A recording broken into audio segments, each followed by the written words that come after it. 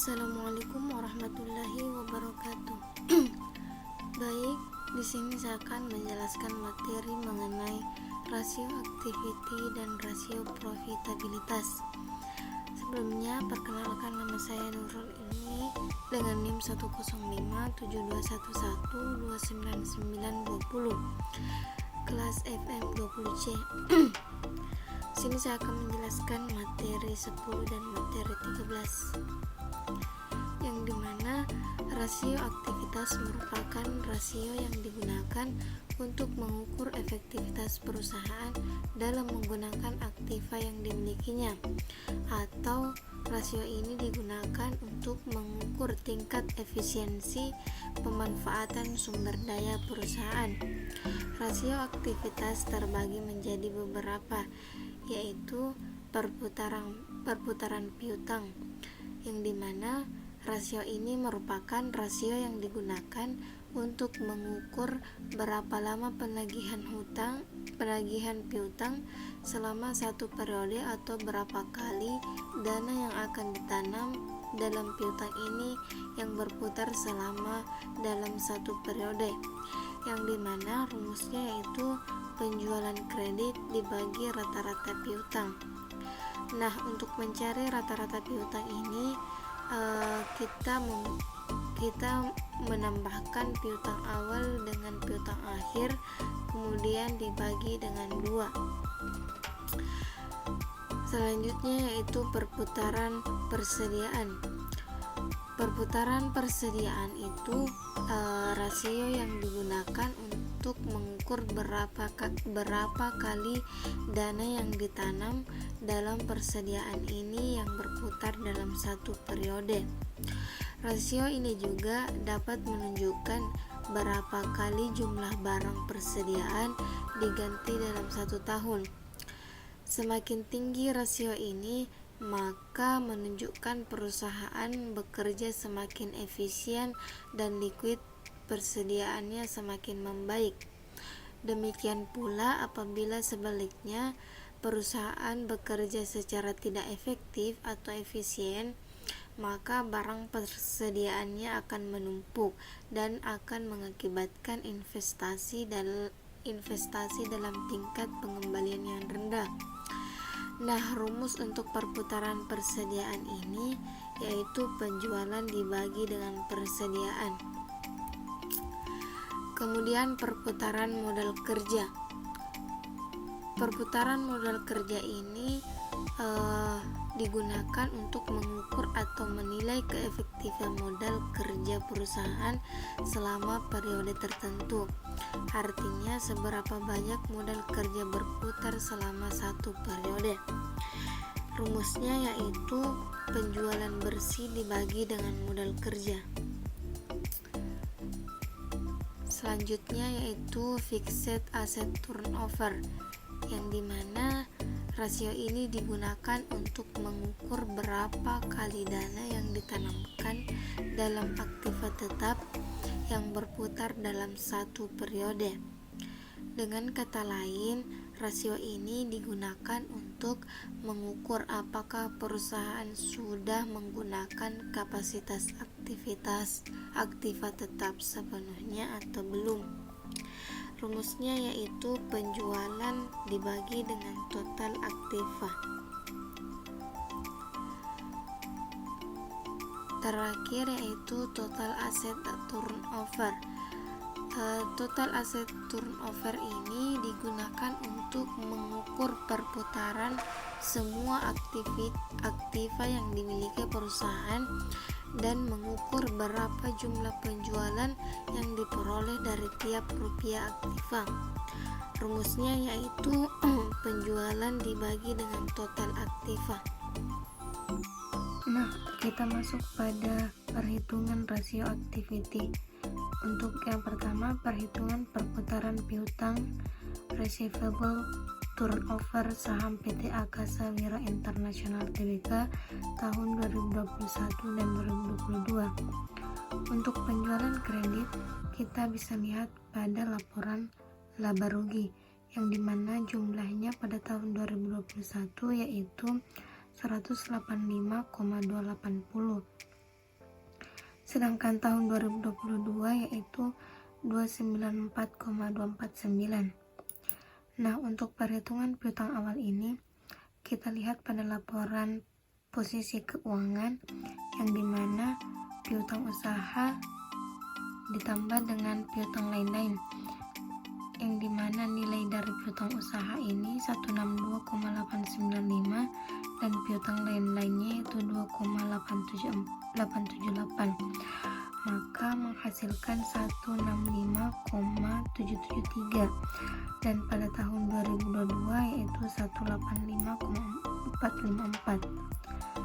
Nah, untuk piutang akhir ini sama dengan piutang awal, kan tetapi piutang akhir kita ambil pada laporan keuangan tahunan yang dimana nilainya yaitu 180,752 ditambah dengan 4,702, maka menghasilkan 165,773. Begitu juga dengan tahun 2022, hasilnya itu 191,411. Maka untuk menghitung rata-rata piutang yaitu piutang awal ditambah dengan piutang akhir kemudian dibagi dengan 2, maka hasilnya 165,773. Untuk tahun 2022 yaitu 188,432.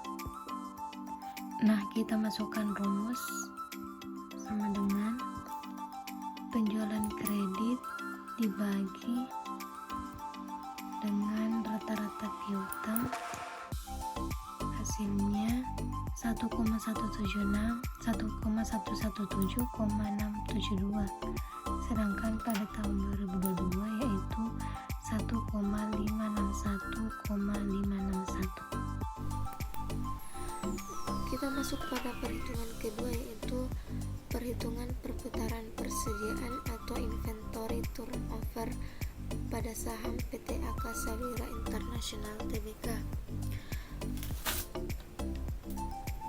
Penjualan di sini terletak pada laporan laba rugi yang nilainya pada tahun 2021 yaitu 185,280, sedangkan tahun 2022 yaitu 294,249. Untuk nilai persediaan ini kita ambil pada laporan posisi keuangan yang dimana nilainya 98,316, sedangkan pada tahun 2022 yaitu 103,574. Maka kita masukkan pada rumus yaitu sama dengan penjualan dibagi dengan persediaan, maka hasilnya 1,884,535, sedangkan pada tahun 2022 2,849,542. Nah, untuk perhitungan perputaran modal kerja pada tahun 2021 yaitu 185,280, dan untuk modal kerjanya diambil pada jumlah aktiva lancar yang terletak pada laporan posisi keuangan. Maka kita masukkan pada rumus sama dengan penjualan bersih dibagi dengan modal kerja, maka hasilnya 0,275,143, sedangkan pada tahun 2022 yaitu 0,389344. Nah, untuk perhitungan fixed asset turnover pada tahun 2021 total penjualannya yaitu 185,280, sedangkan total aktiva tetapnya kita ambil pada jumlah aset yang terletak pada laporan posisi keuangan yang nilainya 1,304,108. Maka kita masukkan pada rumus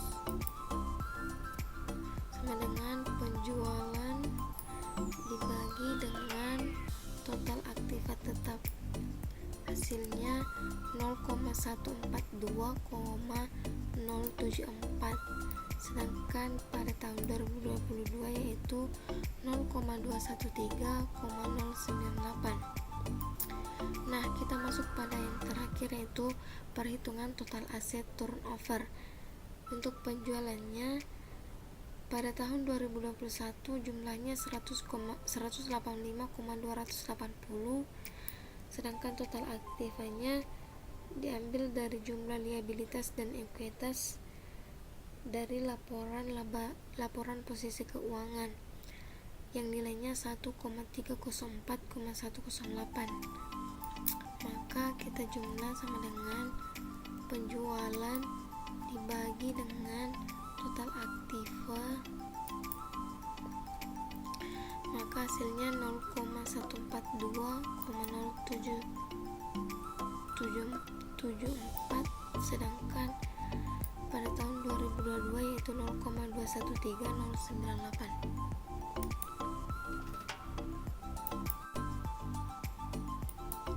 Kita masuk pada materi kedua, yaitu rasio profitabilitas dan beberapa macam-macamnya.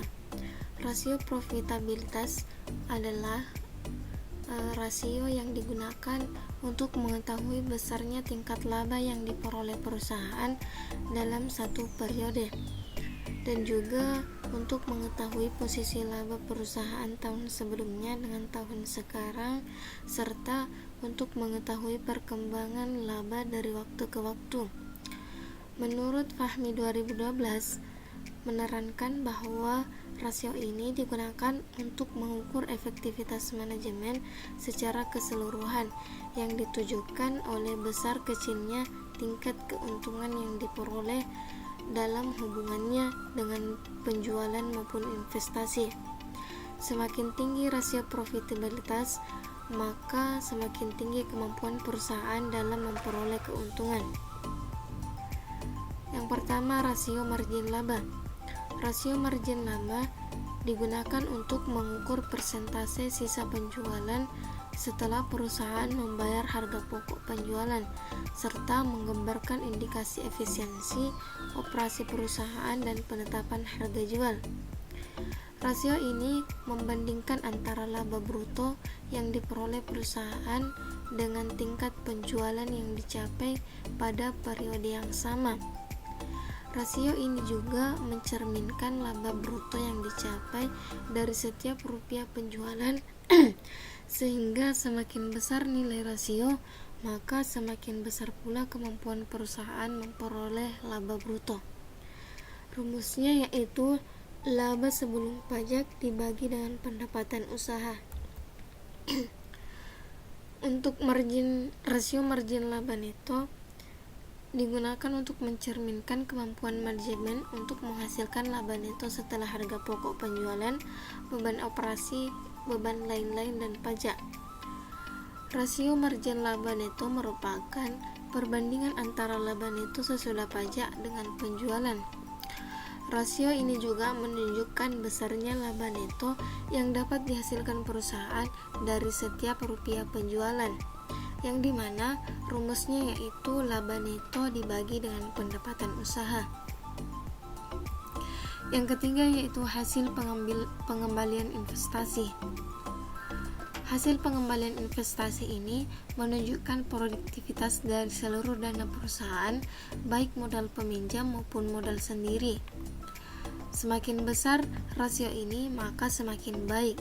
Demikian pula sebaliknya. Maka di mana rumusnya yaitu laba neto dibagi dengan total aktiva. Yang keempat yaitu hasil pengembalian ekuitas.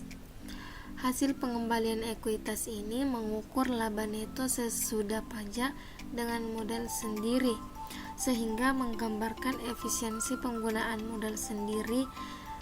Semakin tinggi rasio ini, maka semakin baik. Artinya posisi pemilik perusahaan semakin kuat, dan demikian pula sebaliknya. Maka menghasilkan rumus laba neto dibagi dengan. Kita masuk pada perhitungan materi kedua yaitu rasio profitabilitas. Yang pertama, perhitungan gross profit margin saham PT Akasa Wira International Tbk tahun 2021-2022. Untuk laba sebelum pajak di sini diambil pada laporan laba rugi yang terletak pada penjualan dan pendapatan usaha, yang mana nilainya pada tahun 2021 yaitu 60,300, sedangkan pada tahun 2022 96,101. Nah, untuk pendapatan usaha ini juga sama dengan laba sebelum pajak, diambil dari laporan laba rugi juga, yang dimana nilainya pada tahun 2021 yaitu 185,280 dan tahun 2022 yaitu 294,249. Maka kita masukkan rumus sama dengan laba sebelum pajak dibagi dengan pendapatan usaha, hasilnya 0,325,453. Nah, untuk tahun, sedangkan tahun 2022 yaitu 0,326,597. Selanjutnya untuk perhitungan net profit margin pada tahun 2021 dan 2022. Untuk laba neto diambil pada jumlah laba rugi yang terletak pada laporan laba rugi, yang dimana nilai pada tahun 2021 yaitu 47,471 dan tahun 2022 yaitu 75,595. Nah, untuk pendapatan usaha dilihat dari laporan laba rugi, yang dimana nilainya itu 185,280 dan 2021 yaitu 294,249. Maka menghasilkan laba neto dibagi dengan pendapatan usaha, hasilnya 0,256. Nah, untuk sedangkan tahun 2022 yaitu 0,256,908. Selanjutnya untuk perhitungan return on investment atau ROI. Pada tahun 2021 labanya yaitu 47,471 dan 2022 yaitu 75,595.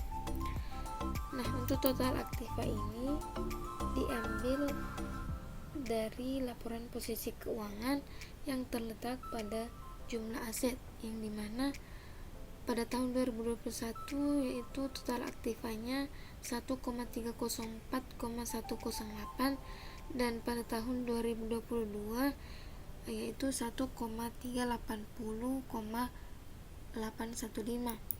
Maka kita masukkan rumus sama dengan laba neto dibagi dengan total aktiva, hasilnya 0,036,4001. Nah, sedangkan pada tahun 2022 yaitu 0,054,746. Selanjutnya kita masuk pada perhitungan return on equity atau ROE, yang dimana laba netonya kita ketahui yaitu 47,471 untuk tahun 2021 dan pada tahun 2022 yaitu 75,595. Total ekuitas ini terletak pada laporan laba rugi, yang dimana nilainya pada tahun 2021 yaitu 96,817 dan pada tahun 2002 yaitu 1,045,412. Maka kita masukkan pada rumus sama dengan laba neto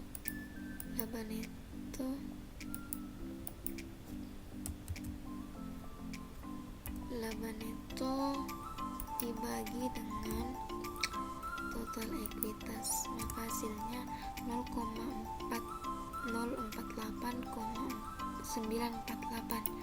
Sedangkan pada tahun 2022 yaitu 0,072,311.